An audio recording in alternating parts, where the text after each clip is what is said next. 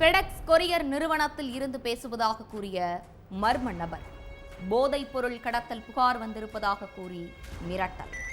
சிறிது நேரத்தில் குடும்பத்தோடு சிறை செல்ல வேண்டும் என கூறி அச்சுறுத்தல். டிஜிட்டல் அரெஸ்ட் மூலம் 17 லட்சம் ரூபாயை சுருட்டிய கேடி கும்பல் 1 வருடமாகியும் பிடிபடாதது ஏன்? பணத்தை இழந்த பிக் பாஸ் சௌந்தர்யாவின் நிலை என்ன?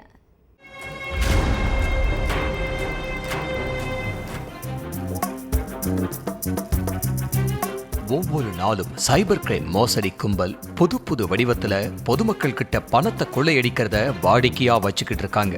FedEx courier, matrimony, online trading, bitcoin பலவிதமான முறைகள்ல பல கோடி ரூபாயை பொதுமக்கள் கிட்ட இருந்து இந்த சைபர் கிரிமினல்கள் சுட்டுக்கிட்டு இருக்காங்க. ஏதாவது பொய் சொல்லி பொதுமக்களை மிரட்டுற இந்த மர்ம கும்பல் அவங்க வங்கி கணக்குல இருந்து பணத்தை கொள்ளையடிச்சிட்டு பாதிக்கப்பட்டவங்களை சுத்தல்ல விடுறதையும் வழக்கமா வச்சிருக்காங்க. அதுபடி பிக் பாஸ் நடிகை சௌந்தர்யாவோ இந்த மோசடி கும்பல் கிட்ட 17 லட்சம் ரூபாயை இழந்தது பரபரப்ப கிளப்பி இருந்துச்சு. ஆனா அந்த பணம் இப்ப வரைக்கும் தனக்கு கிடைக்கலன்னு புலம்பிய சௌந்தர்யா பொதுமக்கள் யாரும் என்ன மாதிரி ஏமாந்திட வேணாம்னு ஒரு விழிப்புணர்வு வீடியோவை வெளியிட்டு இருக்காங்க. சூளைமேட்டில் வசிச்சுக்கிட்டு இருக்கிற சௌந்தர்யாவுக்கு நைட்டு நேரத்துல போன் வந்திருக்கு. மும்பையிலிருந்து ஈரானுக்கு உங்க பேர்ல ஒரு பார்சல் அனுப்பியிருக்காங்க. அதுல பணம், போதைப் பொருள், ஏடிஎம் கார்டு, தங்க கட்டிகள், பாஸ்போர்ட்னு எல்லாமே இருக்கு. அது இப்ப ரிட்டர்ன் வந்திருக்கு. நீங்க சில சட்டவிரோத செயல்கள்ல ஈடுபட்டிருக்கீங்க, அதனால உங்களை கைது செய்ய போறோம், சிபிஐ வழக்கு பதிவு செய்ய போறோம்னு மிரட்டி இருக்காங்க. அடுத்து சிபிஐல இருந்து பேசுறதா சொல்லி சௌந்தர்யாவுக்கு வீடியோ கால் பண்ண மற்றொரு மர்ம நபர், உங்களை டிஜிட்டல் அரெஸ்ட் பண்ணிட்டோம், இனி நீங்க யார்கிட்டையும் பேசக்கூடாது, எங்கேயும் நகரக்கூடாதுன்னு சொல்லி இருக்காரு. அடுத்து நீங்க எத்தனை நாட்களா இந்த போதைப் பொருள் கடத்தல ஈடுபட்டு வர்றீங்கன்னு கேட்ட அந்த நபர் சிபிஐ டாக்குமெண்ட்ஸ், ஆர்பிஐ டாக்குமெண்ட்ஸ்னு எல்லாத்தையும் சௌந்தர்யாவுக்கு வாட்ஸ்அப்ல அனுப்பி விட்டுருக்காரு. அந்த லிஸ்ட்ல சௌந்தர்யாவோட பேர் இருந்திருக்கு.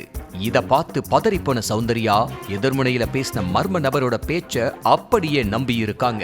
அடுத்து இந்த பிரச்சனையிலிருந்து நான் எப்படி தப்பிக்கணும்னு ஐடியாவையும் கேட்டு இருக்காங்க.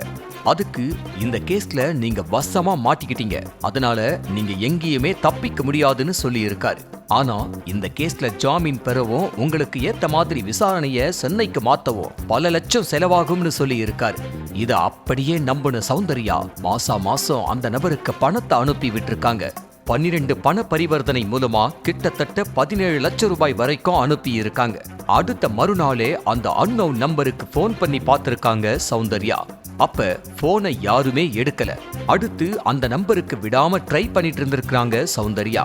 ஆனா ஒரு கட்டத்துல போன் ஸ்விட்ச் ஆஃப் ஆகி இருக்கு. இதனால தான் ஏமாற்றப்பட்டதை உணர்ந்த சௌந்தர்யா இது தொடர்பா சைபர் கிரைம்ல புகார் அளிச்சிருக்காங்க. இதுவரை மோசடி கும்பல் சிக்காத நிலையில புகார் அளிச்சு 1 வருஷமாக்கியும் என்னோட பணம் இப்ப வரைக்கும் எனக்கு கிடைக்கலன்னு சொல்லி வீடியோ ஒன்னு வெளியிட்டு இருக்காங்க சௌந்தர்யா.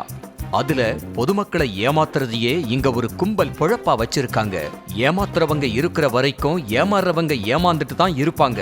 நீங்க பல லட்சம் ரூபாய் ஏமாந்தாலும் அதை பத்தி போலீஸ் கிட்ட புகாரே அளிச்சாலும் நீங்க பறிகொடுத்த பணம் உங்களுக்கு திருப்பி கிடைக்கவே கிடைக்காது. அதனால இந்த மாதிரியான மோசடி கும்பல் கிட்ட நீங்க சிக்கிடாதீங்கன்னு பேசி இருக்காங்க.